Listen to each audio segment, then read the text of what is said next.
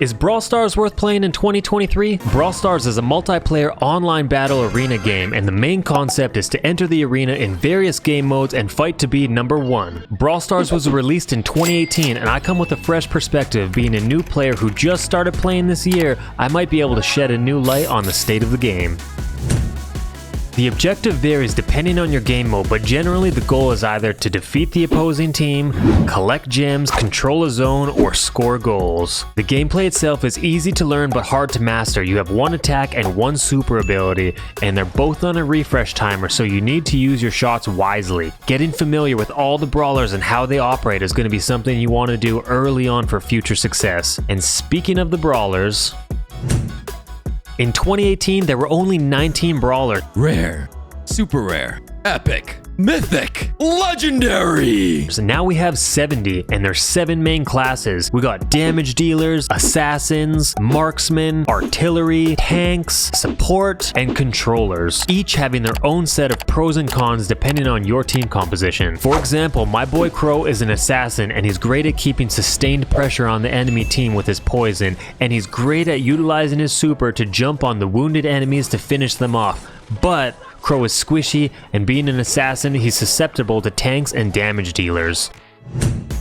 There's so many ways to unlock new brawlers in the game. Number 1, you've got Star Road, where the more you play and complete quests, the more credits you unlock to get a new character. It offers a bit of flexibility, allowing you to choose your brawler from a small selection. Number 2, you have chromatic brawlers. These are past characters on old brawl passes, and they're acquired via chromatic credits obtained in the brawl pass and event rewards. Number 3, you can just get lucky now and unlock some brawlers via the new Star Drop mechanic, which essentially gives you random prizes 3 times per day based on a total of 8 wins. Number 4, you can buy the Brawl Pass, which unlocks the newest chromatic brawler and a ton of rewards and gives you gold, bling, credits, pins, and skins for your new chromatic once you complete the pass. Lastly, if you're active in the community, sometimes creators have access to codes that they can give to their community that automatically unlocks new brawlers and skins. Progressing through the game is simple. Every day you have new quests to complete, which forces you to mix it up and try new brawlers. Those quests give you battle tokens, which pushes your Brawl Pass. There's also special events sprinkled in regularly throughout the seasons that give you unique cosmetics, mostly for bragging rights and to add to your collection. You can also push trophies on an individual brawler for bragging rights, and working on their mastery gives you some sweet loot, and if you play enough you'll get a title which attaches to your battle card,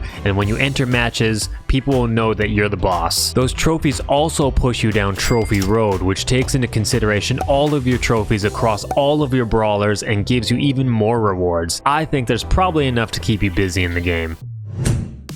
So overall, the gameplay is very enjoyable. Matches can last anywhere from roughly 30 seconds to 3 minutes. There's enough variety in the game modes that you're bound to find something that you enjoy. My personal favorites are just classic solo or duo showdown, which is basically a deathmatch or team deathmatch mode. Another popular mode is Brawl Ball, which is like soccer. Some of the most rewarding moments in Brawl Stars is when you can pull off a clutch play with your teammates and score in Brawl Ball.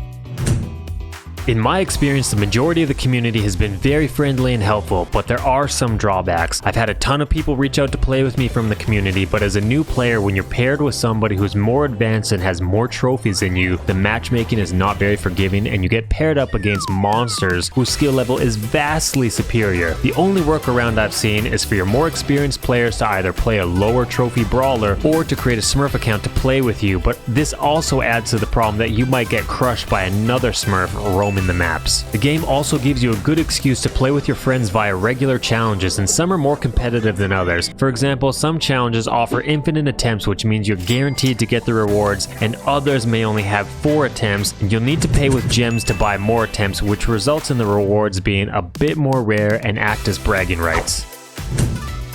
So is Brawl Stars pay to win? It doesn't really feel like it, at least between the casual to intermediate type gameplay. If you're a free-to-play player, I think you can still enjoy the game and feel strong-ish. The problem is having enough resources to level up your brawlers and make them feel up to snuff. The Brawl Pass remedies that situation and gives you more rewards, but I've still only been able to max level a brawler once a month roughly. And in the end game, you need to have a variety of brawlers leveled up to make a cohesive team that can counter the enemy team. So let's break down some pros and cons. Overall, the game has a very polished feel. The game modes are enjoyable if you enjoy the PvP experience. It has a little bit of PvE content, but it's quite repetitive and not that engaging once you've done it once or twice. If you've played Brawl Stars before, you know what I'm talking about. It's the robots. On another positive note, the variety in characters to play has been awesome, and I feel like I unlock them at a fast enough pace. Granted, I have been purchasing the Brawl Pass, so I do get more rewards. One of the cons I keep hearing about is teaming, where in high level play, random characters or friends will try to band together to make an unfair advantage against other brawlers to guarantee their win. I've only heard rumors of win traders, and I've yet to see it in my early ranks, but I have no doubts that they're actually there. On another note, I can't compare how the game used to be in regards to mechanics and rewards. Some people like the good old days with a different reward system. This review is solely placed on how the game is built now. And in the perspective of a new player, if I had to complain about one thing recently, they changed the end amount on the Brawl Pass. We used to get 145 coins, 42 power points, and 25 credits. Now we only get 50 gold, 20 points, and 5 credits. And if you didn't know, those 5 credits are the credits that unlock your future brawlers, and 5 is almost nothing. Scratch that, it is nothing.